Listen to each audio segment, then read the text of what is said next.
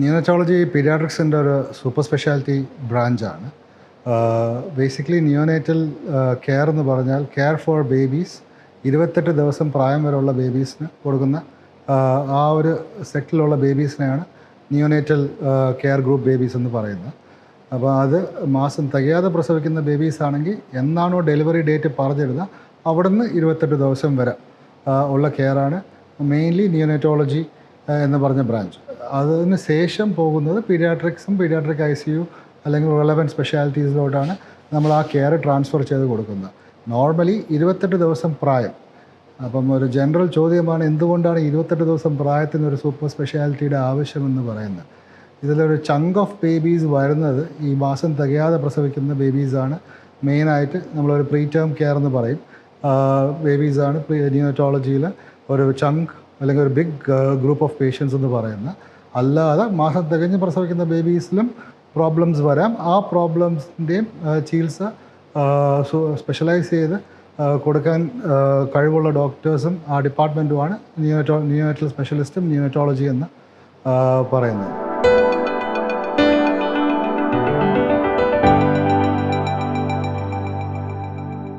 അത് പ്രിമച്യൂരിറ്റി എന്ന് പറഞ്ഞാൽ 37 വീക്സിന് മുമ്പേ ജനിക്കുന്ന കുഞ്ഞുങ്ങളെയാണ് പ്രിമച്യൂർ ബേബീസ് എന്ന് പറയുന്നത്. 37 വീക്സ് കഴിഞ്ഞ് ജനിക്കുന്ന കുഞ്ഞുങ്ങൾ ടേം ബേബീസ് എന്നാണ് നമ്മൾ ക്ലാസിഫൈ ചെയ്യുന്നത്.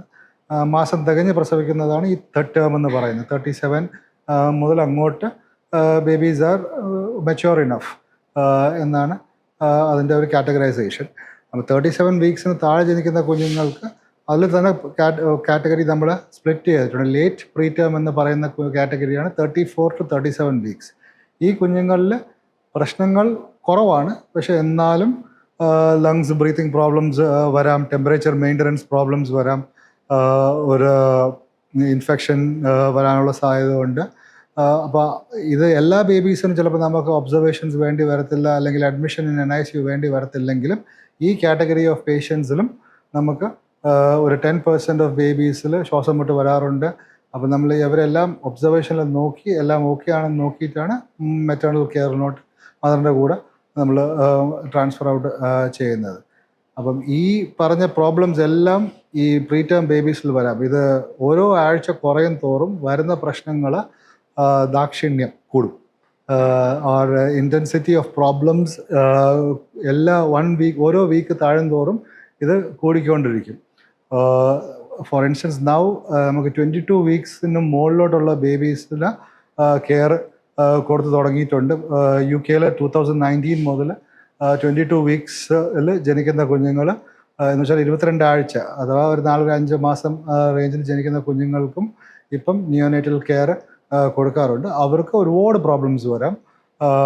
അത് ഓരോ ആഴ്ച താണ്ടും തോറും ഈ വരുന്ന പ്രശ്നങ്ങളും ഭാവിയിൽ വരുന്ന പ്രശ്നങ്ങളും എല്ലാം കുറഞ്ഞ് വരും.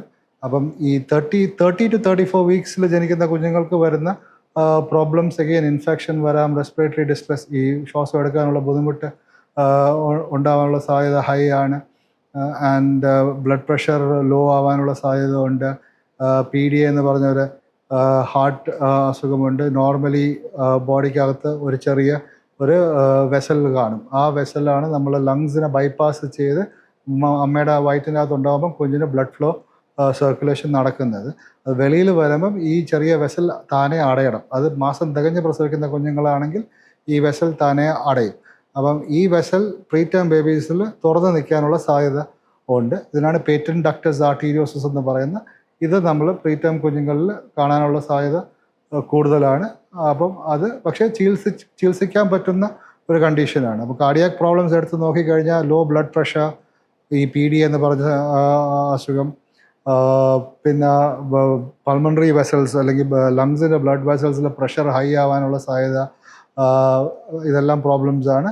ഇതല്ലാതെ തന്നെ കൺജനറ്റലായിട്ട് ഹാർട്ടിൻ്റെ സ്ട്രക്ചറിലുള്ള പ്രോബ്ലംസും ചില കുഞ്ഞുങ്ങളിൽ വരാറുണ്ട്. അത് പ്രീ ടേമിലും വരാം, ടേമിലും വരാം ബേബീസ്.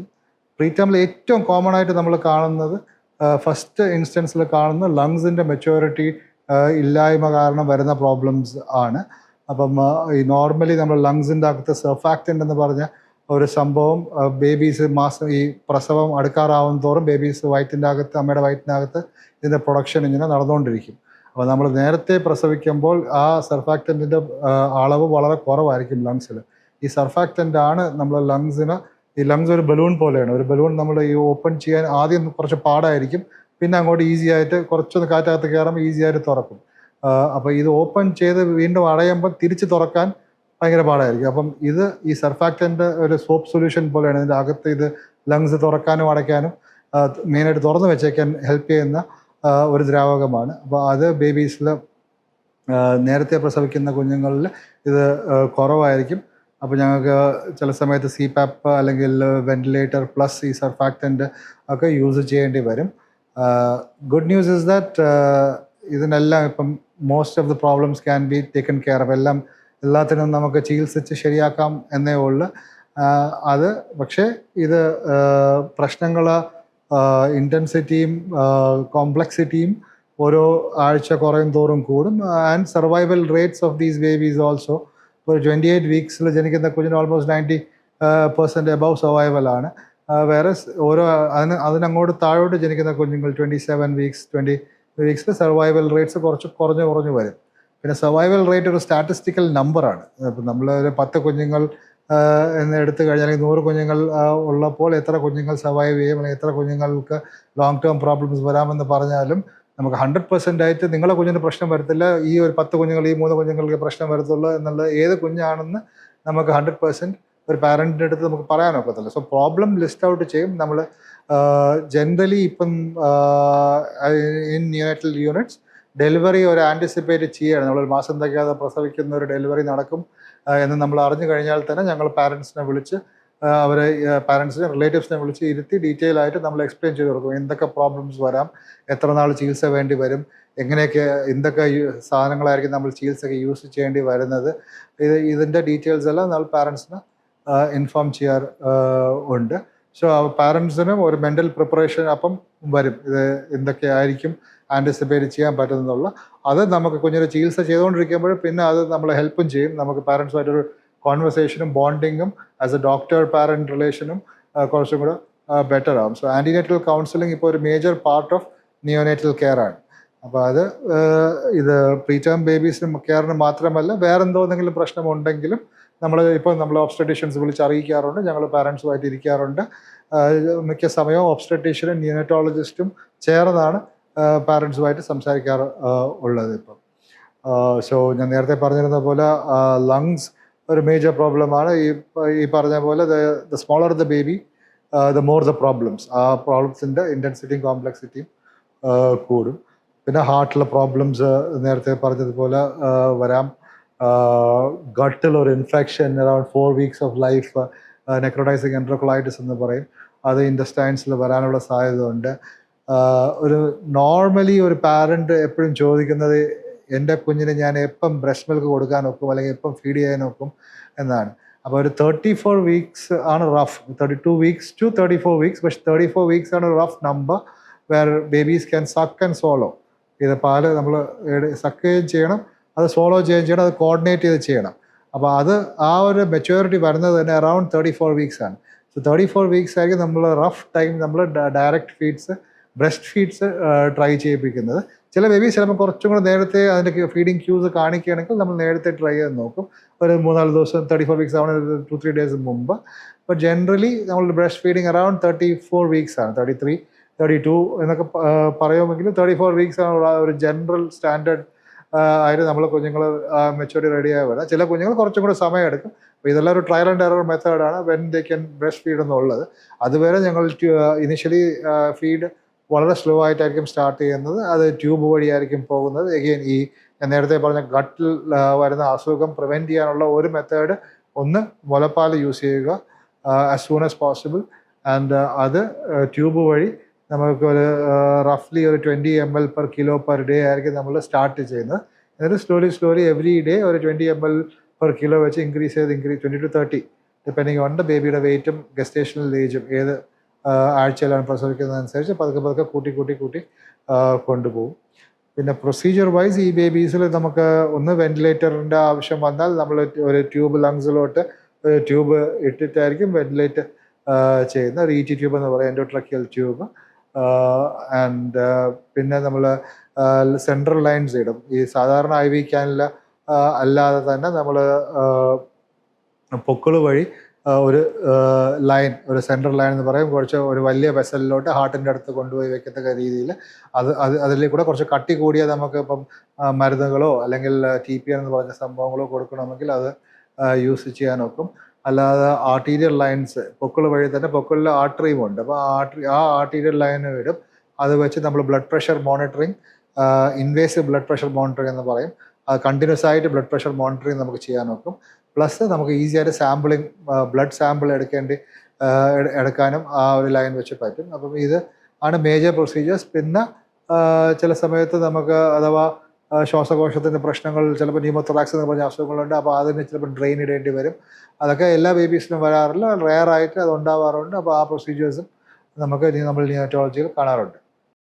നോർമൽ ഡെലിവറി ആയാലും സിസേറിയൻ ഡെലിവറി ആയാലും അതിന് സിസേറിയൻ ചെയ്യേണ്ട സിറ്റുവേഷൻസ് കാണും. ചിലപ്പോൾ നോർമലായിട്ട് പ്രൊസീഡ് ചെയ്യാൻ പറ്റുന്ന സിറ്റുവേഷൻസും കാണും, ഈവൻ ഫോർ എ പ്രീടേം ബേബി. പക്ഷേ പ്രീടേം ബേബിയുടെ ഒരു കെയർ സംബന്ധിച്ചിടത്തോളം വരുന്ന പ്രശ്നങ്ങൾ റൂട്ട് ഓഫ് ഡെലിവറി വെച്ച് ഡിപ്പെൻഡ് ആവത്തില്ല.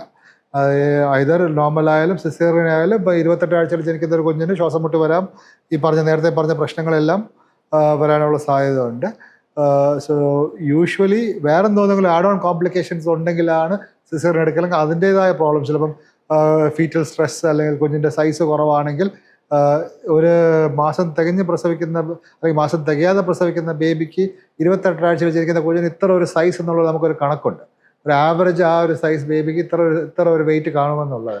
അപ്പം ചില കുഞ്ഞുങ്ങൾ അത്രയും വെയിറ്റ് കുറവായിരിക്കും. അതിന് IUGR എന്ന് പറയും, അല്ലെങ്കിൽ യൂട്രൈൻ ഗ്രോത്ത് റിട്ടാർഡേഷൻ എന്ന് പറയും.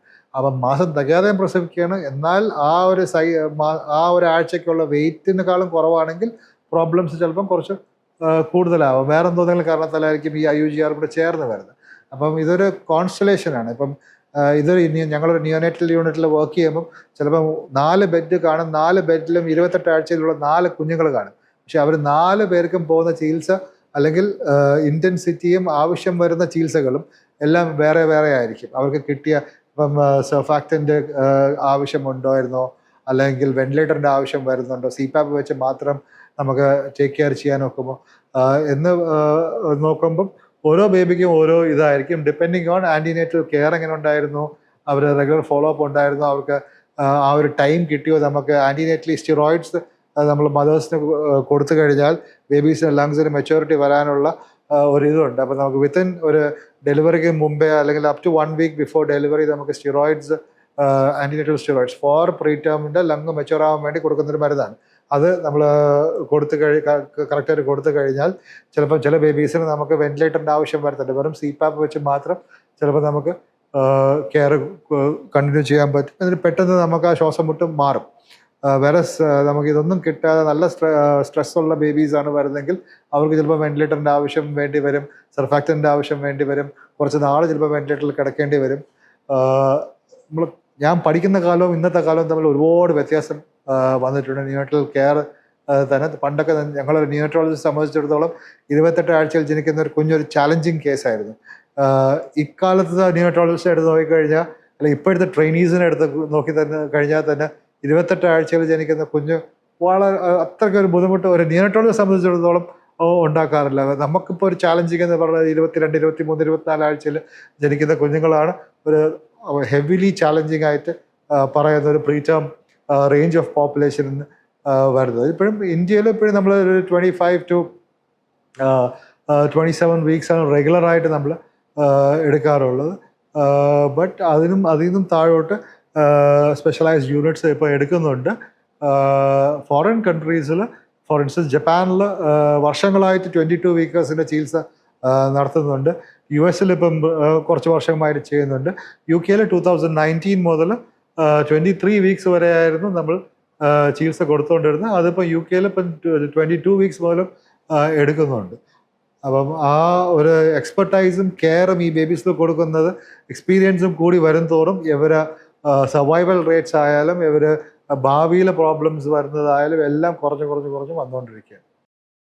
നോർമലി ഒരു പ്രീ ടേം ഡെലിവറി ആണെങ്കിൽ ഒരു ടീം ഓഫ് പീപ്പിൾ ആയിരിക്കും ഈ ഡെലിവറി തന്നെ അറ്റൻഡ് ചെയ്യുന്നത്. ബിക്കോസ് ഈ ബേബീസിൽ അറ്റ് ബർത്ത് തന്നെ പ്രോബ്ലംസ് വരാം, ശ്വാസം മുട്ട് വരാം. നമുക്ക് ചിലപ്പോൾ അവിടെ തന്നെ നമ്മൾ ഈ ഞാൻ നേരത്തെ പറഞ്ഞ ഇൻറ്റുബേഷൻ ട്യൂബ് ലങ്സിലോട്ട് ഇട്ട് ട്രക്കിയിലോട്ട് ഇട്ടിട്ട് നമ്മൾ ബേബിയെ സ്റ്റെബിലൈസ് ചെയ്യേണ്ടി വരും. ഹാർട്ട് റേറ്റ് അവിടെ കുറയാമായിരിക്കും. അപ്പോൾ ഹാർട്ട് റേറ്റ് സഹായിക്കാൻ ചിലപ്പോൾ നമുക്ക് ഇത് വേണ്ടി വരും. നോർമലി പ്രീ ടേം ഡെലിവറീസ് ഒരു ട്രാൻസിഷനാണ്. അവരൊരു പ്രോബ്ലം ഒരു അല്ലായിട്ടുള്ള വരുന്നത്. നമ്മൾ ഒരു പ്രോബ്ലമായിട്ട് സിസേറിയൻ എടുക്കുന്നത് ഒരു പ്രീ ടേം ലീക്ക് വന്നു. അത് കാരണം പ്രീ ടേമിൽ നമ്മൾ റിസസ്റ്റേഷൻ എന്നല്ല പറയുന്നത്, at the time of delivery. Resuscitation എന്ന് പറഞ്ഞാൽ നമ്മൾ ഈ ശ്വാസം എടുക്കാനുള്ള ഇത് സപ്പോർട്ടും ചെസ്റ്റ് കംപ്രഷനും ഒക്കെ കൊടുക്കുന്ന ഈ അഡൽട്സിൽ കാണാറില്ലേ. അപ്പോൾ അതുപോലല്ല pre term deliveries usually a transition to external environment ആണ്. അപ്പം അതിൽ നമുക്ക് റിസസ്റ്റേഷൻ്റെ ആവശ്യകത വരുന്നത് തന്നെ കുറവാണ്. മിക്ക പ്രീ ടേം കുഞ്ഞുങ്ങൾ ഈവൻ 24-25 വീക്സ് ജനിക്കുന്ന കുഞ്ഞുങ്ങൾ കരഞ്ഞുകൊണ്ടായിരിക്കും വരുന്നത്. കരഞ്ഞുകൊണ്ടെന്ന് വെച്ചാൽ ബ്രീത്ത് ചെയ്തായിരിക്കും പുറത്ത് വരുന്നത്. പക്ഷെ അവർ ബ്രീത്ത് ചെയ്ത് വന്നിട്ട് പിന്നെ അവർക്ക് ലങ്സ് ഓപ്പൺ അപ്പ് ആവത്തില്ല. അപ്പോൾ അതിനെ നമ്മൾ സഹായിക്കാൻ വേണ്ടി ഒരു ടീം ഓഫ് പീപ്പിൾ അവിടെ കാണും. One of the major problems pre term ബേബീസിൽ നമ്മൾ കാണുന്നത്, ഞാൻ പറയാൻ മറന്നുപോയതും, ടെമ്പറേച്ചർ മെയിൻ്റനൻസ് ആണ്. ഇവരെ ടെമ്പറേച്ചർ മെയിൻ്റനൻസ് ഒരു മേജർ ഫാക്ടറാണ്. ഇവർക്ക് ഭയങ്കരമായിട്ട് ഹീറ്റ് ലോസ്, സർഫസ് ഏരിയ ഇതായതുകൊണ്ട് ഇവരുടെ ഹീറ്റ് ലോസ് ഭയങ്കരമായിട്ട് ഇവർക്ക് ഉണ്ടാവും. അപ്പോൾ അവരുടെ ടെമ്പറേച്ചർ മെയിൻറ്റെയിൻ ചെയ്യാൻ വേണ്ടിയുള്ള നമുക്ക് the right warmer, right equipment, ഈ ഇൻക്യുബേറ്റർ എന്നൊക്കെ പറയുന്ന റിസസ്റ്റേറ്റർ യൂസ് ചെയ്യും. പ്ലസ് നമുക്ക് എക്സ്ട്രാ ചില സമയത്ത് ഹീറ്റ് കൊടുക്കാൻ വേണ്ടി ട്രാൻസ്ഫോമർ എന്നൊക്കെ പറഞ്ഞ സംഭവങ്ങളുണ്ട്. അപ്പം ഇവരുടെ ടെമ്പറേച്ചർ മെയിൻറ്റെയിൻ ചെയ്തുകൊണ്ട് ഈ റിസസ്റ്റേഷൻ എല്ലാം നടത്തണം. അപ്പം അത് ഒരു മേജർ ഫാക്ടറാണ്. അപ്പോൾ ടെമ്പറേച്ചർ, പിന്നെ ഇവരെ എയർവേ, ഇവരെ ബ്രീത്തിങ് ഒക്കെയാണെന്ന് നോക്കണം. അവർക്ക് ചിലപ്പോൾ CPAPൻ്റെ സപ്പോർട്ട് വേണ്ടി വരും അറ്റ് ഡെലിവറി ടൈം തന്നെ. ചിലപ്പോൾ നമുക്ക് ലങ്സിനെ ഒന്ന് ബ്രീത്ത് ചെയ്ത് കൊടുക്കാൻ വേണ്ടി നമുക്ക് അവിടെ ഒന്ന് സപ്പോർട്ട് ചെയ്ത് കൊടുക്കേണ്ടി വരും. വെരി റെയർലി നമുക്ക് ഇവർക്ക് ഒരു ഫുൾ ബ്ലോൺ ഹാർട്ട് ബീറ്റ് കുറവായിരിക്കും. നമുക്ക് ഹാർട്ട് പമ്പ് ചെയ്യാൻ വേണ്ടിയുള്ള മരുന്നുകളും കാര്യങ്ങളും ചിലപ്പം കൊടുക്കേണ്ടി വരും. അപ്പം ഒരു പ്രീ ടേം ഡെലിവറി എന്ന് പറഞ്ഞാൽ തന്നെ നമ്മൾ ആൻറ്റിസിപ്പേറ്റ് ചെയ്തിട്ട് ഞങ്ങൾ ഒരു team of doctors who are trained in pre term resuscitation, ഇതിന് സെപ്പറേറ്റ് ആയിട്ട് generally 1 to 2 day training programmes ഉണ്ട് which are run around the country. നാഷണലിയും ഇൻ്റർനാഷണലിയും നമ്മൾ പ്രീ ടേം ബേബീസിൻ്റെ ഡെലിവറി അറ്റൻഡ് ചെയ്യാൻ മാത്രമായിട്ട് ട്രെയിനിങ് പ്രോഗ്രാം NRP എന്ന് പറയും. അത് സർട്ടിഫൈ ആവുന്ന ആൾക്കാരാണ് ജനറലി ഇതിൻ്റെ ഡെലിവറീസിന് തന്നെ പോകാനുള്ളത്. അപ്പോൾ അത് ട്രെയിൻഡ് ആയ ഒരു ടീം ഫോം ചെയ്തിട്ട് ആ ടീമിന് ഓൾറെഡി റോൾസ് അലോക്കേറ്റഡ് ആയിരിക്കും. ഇന്ന ആൾ ഇന്നത് നോക്കുക, ടെമ്പറേച്ചർ നോക്കുക, ഇന്ന ആൾ എയർവേ ബ്രീത്തിങ് നോക്കുക, ഇന്ന ആൾ സർക്കുലേഷൻ, ഹാർട്ടിൻ്റെ കാര്യങ്ങളും ഹാർട്ട് ബീറ്റും ബാക്കിയുള്ള കാര്യങ്ങളും നോക്കുക. അങ്ങനെ ഇതൊരു F1 കാറിൻ്റെ ഈ പിറ്റ് എന്ന് പറയും, പിറ്റ് സ്റ്റോപ്പ് എന്ന് പറയത്തില്ല, നമ്മൾ F1 റേസിംഗിൽ ഈ കാർ കൊണ്ട് നിർത്തുന്നു, ആ ടയർ 8 സെക്കൻഡ് കൊണ്ട് മാറ്റുന്നു. അതുപോലെയാണ് ഇപ്പം ഞങ്ങൾ സിമുലേഷൻ ട്രെയിനിങ് എന്ന് പറയും. എന്ന് വെച്ചാൽ ആക്ച്വൽ ബേബി കാണത്തില്ല, പക്ഷേ മാനിക്കുവിനെ വെച്ച് ഞങ്ങൾ ഇതിന് മാത്രമായിട്ട് ഞങ്ങളിപ്പം ട്രെയിൻ ചെയ്യാറുണ്ട്. ഇത് ഒരു ബേബി വന്നാൽ ഇത് നടക്കുന്നു, ശ്വാസം ഇല്ല, എന്ത് ചെയ്യും എന്ന് പറഞ്ഞ ഒരു ഗ്രൂപ്പ് ഓഫ് ആൾക്കാർ ചെന്ന് അത് നോർമലി നമ്മൾ ആക്ച്വൽ സിനാരിയോയിൽ എന്താണ് ചെയ്യുന്നത് അതുപോലെ നമ്മൾ ബാക്കിലോട്ട് നിന്ന് ഒരാൾ ട്രെയിനർ നിന്ന് സിമുലേറ്റ് ചെയ്ത് ഈ സിറ്റുവേഷനിൽ എന്തൊക്കെയാണ് ചെയ്യാനുള്ളത്, അവരെങ്ങനെയൊക്കെ ചെയ്യുന്നുണ്ട്, എന്തൊക്കെ നമുക്ക് ഇമ്പ്രൂവ് ചെയ്യാം എന്നുള്ളത് വെച്ച് നോക്കി ഓരോ തവണ അത് ആ ട്രെയിനിങ് വെച്ച് ഇത് ഇമ്പ്രൂവ് ആവും. സോ F1 പറയുമ്പോൾ തന്നെ ഇത് ഒരു 10 സെക്കൻഡ് എടുക്കുന്ന ഒരു ടയർ 0.8 സെക്കൻഡ്സിലാണ് അവർ തീർക്കുന്നത് ഇത് മാറ്റാനായിട്ട്. അതുപോലെ ഈ ട്രെയിനിങ് കൊണ്ടുവന്ന് ഇത് നമ്മൾ എല്ലാ കാര്യങ്ങളും ഇമ്പ്രൂവ് ആവാനുള്ള ഇപ്പോൾ ഒരുപാട് ട്രെയിനിങ് പ്രോഗ്രാംസ് ഉണ്ട്. അല്ലാതെ ഇപ്പം മിക്ക ഇൻഹൗസ് യൂണിറ്റ്സും നമ്മൾ ഇതുപോലെ ട്രെയിനിങ് ചെയ്യാറുണ്ട് നമ്മൾ as a group. Because it is not just your colleague, അല്ലെങ്കിൽ നമുക്ക് എന്ത് അറിയാമെന്നുള്ളതല്ല. ചിലപ്പോൾ ഇതേ സെയിം സംഭവം ഞങ്ങളൊരു ടീം വർക്കാണ്. ഈ ടീമിൻ്റെ dynamics will change with every team member. ഇപ്പം ഞാനും നിങ്ങളും അല്ലെങ്കിൽ വേറൊരു ആളും വർക്ക് ചെയ്യുന്ന പോലെ ആ കോമ്പിനേഷൻ ആയിരിക്കത്തില്ല ഞാനും വേറൊരാളും വർക്ക് ചെയ്യുന്നത്. അപ്പം ഡിഫറെൻറ്റ് ടീം മെമ്പേഴ്സ് സെയിം സംഭവം മൾട്ടിപ്പിൾ ടൈംസ് ട്രെയിൻ ചെയ്യുമ്പോൾ you get better at it. അപ്പോൾ ഞങ്ങളത് ഇപ്പം പ്രാക്ടീസ് ചെയ്യാറുണ്ട് as a unit. And that kind of helps with resuscitation for these preterm babies as well. Once ഈ resuscitation അല്ലെങ്കിൽ transition കഴിഞ്ഞ് ഞങ്ങൾ ഈ ബേബിയെ NICയിലോട്ട് മൂവ് ചെയ്യും, depending on what gestation the baby is. ഇപ്പം ചില 34 weekers they do very well. അങ്ങനെയാണെങ്കിൽ ഞങ്ങൾ മൂവ് ടു ദ മദർ, എല്ലാം നോക്കി എല്ലാം ഓക്കെ ആണെന്ന് നോക്കിയിട്ട് ഇപ്പോൾ ഒരു 31 വീക്കർ അല്ലെങ്കിൽ 28 വീക്കറാണ് അല്ലെങ്കിൽ 26 വീക്കറാണ് അവരെ NICU മാറ്റി അസസ് ചെയ്തിട്ട് depending on what they need നമ്മൾ കെയർ സ്റ്റാർട്ട് ചെയ്യും. സോ ന്യൂനറ്റോളജി പണ്ട് വാസ് എ സ്കേറി ബ്രാഞ്ച്. പക്ഷേ ഇപ്പം V have a lot of places which offer good neonatal services. Modern neonatal care is doing wonders. We are taking care of a lot of babies, and we are getting excellent survival rates. And the current concept is പണ്ട് ഒരു general ഇതെന്ന് വെച്ചാൽ baby വീട്ടിൽ എത്തുമ്പോൾ discharge ആകുമ്പോൾ എന്നായിരുന്നു. ഇപ്പോൾ അതല്ല. Now we are looking at long term sustenance of care and how good the baby does over time എന്നുള്ള. My aim is to get babies out and അവരെ വീട്ടിലയക്കുക മാത്രമല്ല, അവർ സ്കൂളിൽ ഫസ്റ്റ് റാങ്ക് എടുക്കുക, നാളെ ഭാവിയിൽ സഞ്ജു സാംസൺ ആവുക is my aim, even if it's a pre term baby. So that's what we do, strive for the best എന്നുള്ളത്. I think it's parental bonding should start very early. ഇപ്പോൾ ഞങ്ങൾ അതാണ് പറയുന്നത്, ഫാമിലി ഇൻ്റഗ്രേറ്റഡ് കെയർ എന്നാണ് ഇപ്പം neonatal treatment ഇതൊന്ന് മാറുന്നത്. And we involve the family, both the father and the mother, എത്രയും early involve in the care of the baby. While the baby NICU ഉള്ളപ്പം തന്നെ അവരെ എത്രയും നേരത്തെ ഇൻവോൾവ് ചെയ്യാൻ നോക്കും, അവർ അത്രയും നേരത്തെ ഇൻവോൾവ് ചെയ്യും. അപ്പോൾ ഞങ്ങൾ ഈ കുഞ്ഞിനെ, ഇപ്പോൾ വെന്റിലേറ്ററുള്ള കുഞ്ഞിനെ തന്നെ നമ്മൾ മാറിൽ അമ്മയുടെ മാറിലോട്ട് കൊടുക്കും, അല്ലെങ്കിൽ അച്ഛൻ്റെ മാറിലോട്ട് കൊടുക്കും. അത് ആ ഒരു ബേബിയുടെ ബോണ്ടിങ്ങും ഹോർമോൺസും എല്ലാം ഇമ്പ്രൂവ് ചെയ്യാൻ സഹായിക്കും. നമ്മൾ NNS എന്ന് പറയും, നോൺ ന്യൂട്രിറ്റീവ് സക്കിങ്. ചിലപ്പോൾ ബേബിക്ക് ഡയറക്റ്റായിട്ട് ബ്രസ്റ്റ് സക്ക് സോളോ ചെയ്യാൻ ഒക്കത്തില്ലായിരിക്കും, പക്ഷേ അമ്മയുടെ ബ്രസ്റ്റ് നമ്മൾ എംറ്റി ചെയ്തിട്ട് ബ്രസ്റ്റിലോട് നിപ്പിൾ സക്കിങ് മാത്രം നമ്മൾ കൊടുക്കും, അത് ട്രെയിൻ ചെയ്യാൻ വേണ്ടി. അഗെയിൻ ഇത് രണ്ട് സൈഡിലും ഇറ്റ് ഹെൽപ്സ്. ബേബിയുടെ ഇതും ഇമ്പ്രൂവ് ആവും, മദറിൻ്റെ മെൻ്റൽ സ്റ്റേറ്റസും അവരൊരു ഒരു ഇമോഷണൽ സ്റ്റേറ്റസും അത് സഹായിക്കുകയും ചെയ്യും. സോ അത് ഏർലി ഇൻവോൾവ്മെൻറ്റ്. പിന്നെ hygiene is A very important factor in NICU. Infection ഒരു കോമൺ ത്രെറ്റാണ് NICU. എപ്പം എങ്ങനെ നോക്കിയാലും നമ്മൾ എത്ര ക്ലീൻ ആയാലും the rate of infection is very high in these babies, because ഇവരുടെ ഇമ്മ്യൂണിറ്റി ലെവൽസ് വളരെ ലോ ആണ്. അപ്പം അതുകൊണ്ട് ഞങ്ങൾ ഹൈജീൻ പ്രാക്ടീസസ് പാരൻസ് നല്ലപോലെ മെയിൻറ്റെയിൻ ചെയ്ത് ഫോളോ ചെയ്ത് പോകണം. ഒരു NICUവിൽ ഒരു ഡോക്ടർ അല്ലെങ്കിൽ ഒരു ക്വാളിഫൈഡ് ടീം മെമ്പർ ചെയ്യുന്ന അതേ ഹൈജീൻ പ്രാക്ടീസസ് വേണം ഒരു പാരൻറ്റ് ചെയ്യാൻ. ഞങ്ങളത് ഒരു പാരൻ്റ് ആദ്യമായിട്ട് NICU കയറുമ്പോൾ തന്നെ ഞങ്ങൾ കംപ്ലീറ്റ് ആയിട്ട് ഡീറ്റെയിൽ ആയിട്ട് പറഞ്ഞു കൊടുക്കും, എങ്ങനെയാണ് കൈ കഴുകേണ്ടത്, എങ്ങനെയാണ് പരിചരണം ചെയ്യേണ്ടത്, എങ്ങനെ how to take care of the baby.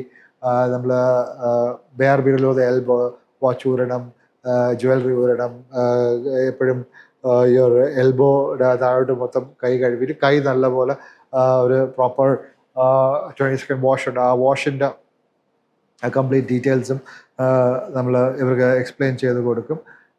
അപ്പോൾ hygiene maintenance four reducing the infection rate is very high. പിന്നെ ഈ പ്രീടേം ബേബീസ് വീട്ടിലോട്ട് കൊണ്ടുപോകണമെങ്കിലും സിക്ക് വിസിറ്റേഴ്സ് വരാതിരിക്കുക, വിസിറ്റേഴ്സ് എത്രയും കുറയ്ക്കാനൊക്കുമോ അത്രയും കുറയ്ക്കുക. Breast feeding is the best feeding. അപ്പോൾ മാക്സിമം ബ്രസ്റ്റ് ഫീഡിങ് തന്നെ കണ്ടിന്യൂ ചെയ്യാൻ ശ്രമിക്കുക. So all these things are what we would tell parents. പിന്നെ കുറച്ച് ട്രഡീഷണൽ പ്രാക്ടീസസ് പ്രീടേം ബേബി കുറച്ചും കൂടെ വളർച്ച ആയതിനു ശേഷം മാത്രം അതൊക്കെ ഫോളോ ചെയ്യുക. അതുപോലെ ഞങ്ങൾ മെയിൻലി ബ്രസ്റ്റ് ഫീഡിങ് ആ ഒരു കണ്ടിന്യൂറ്റി ഓഫ് കെയറും ഇവരെ regular follow ups with the neonatal team, അത് ആ ഒരു ലോങ് ടേം ഫോളോ അപ്പിന് ഇത് കൊടുക്കും. അപ്പോൾ അത് ഫോളോ ചെയ്യുക. That itself will help the baby to do better along with the family also overall thing. Generally ഞങ്ങളെ കൂടെ ഒരു 28 വീക്സിൽ ഒരു കുഞ്ഞ് ജനിച്ചു കഴിഞ്ഞാൽ 34 വീക്സ് എന്ന് പറഞ്ഞാൽ ഇസ് ഓൾമോസ്റ്റ് അറൗണ്ട് 6 വീക്സ് അവിടെ തന്നെയായി. അപ്പോൾ 6 to 7 വീക്സ് ഈ ഫാമിലി ഞങ്ങളെ കൂടെ തന്നെ time almost every other day spend ചെയ്യുകയാണ്. അപ്പം അവർ നമ്മളുമായിട്ട് ഓൾറെഡി ഒരു നിയോനെറ്റൽ ടീമുമായിട്ടൊരു ബോണ്ടിങ് അവിടെ തന്നെ ഉണ്ടാവുകയാണ് ചെയ്യുന്നത്. ഇതിന് നല്ല ഭവിഷ്യത്തും ഉണ്ട്, the bad to it as well. ഈ പാരൻസ് അവിടെ ഇരിക്കുന്നതോറും ഈ നമ്പേഴ്സ് അല്ലെങ്കിൽ മോണിറ്റേഴ്സ് ഇങ്ങനെ നോക്കിയിട്ട് ഈ ഒരു നമ്പേഴ്സ് അവർക്കൊരു ഒബ്സഷനായി മാറാറുമുണ്ട്. അപ്പോൾ ഞാൻ തുടക്കത്തിൽ പാരൻസിൻ്റെ അടുത്ത് പറയും, നിങ്ങൾ ആ നമ്പേഴ്സ് നോക്കിയിട്ട് അയ്യോ അത് കുറഞ്ഞു ഇത് കുറഞ്ഞു എന്ന് പറഞ്ഞ് ടെൻഷൻ അടിക്കേണ്ട ആവശ്യമില്ല. അത് ഓരോന്നിനും ഓരോ അലാംസിനും ഓരോന്നിനും ഓരോ ഇതാണ് ഉള്ളത്. ചില സമയത്ത് അതിൻ്റെ കറക്റ്റ് അലാറം അടിക്കണമെങ്കിലും അത് it might not be the actual true value. അപ്പം ലിറ്റിൽ നോളജ് ഇസ് ഡേഞ്ചറസ്. അപ്പം ഇതോടെങ്കിലും സംശയം ഉണ്ടെങ്കിൽ കോൾ ദ നേഴ്സ്, നിങ്ങൾ ഈ വറി ചെയ്യല്. ബട്ട് പാരൻസ് ലോങ് ടേം ആയിട്ട് അവിടെ നിന്ന് നിൽക്കുമ്പോൾ ആ ഒരു വറിയിങ് ടെൻഡൻസി കൂടുതലാണ്. But we try to support them as much as possible. And NICU is a team work. Neonatology ഒരാൾ ഞാൻ വിചാരിച്ചാലോ അല്ലെങ്കിൽ എൻ്റെ ഒരു കൊളീഗ് ഡോക്ടർ വിചാരിച്ചോ മാത്രം we can give good care. It has to be a team of people, good nursing care, good doctors, good medical care, good family integrated support from the family as well.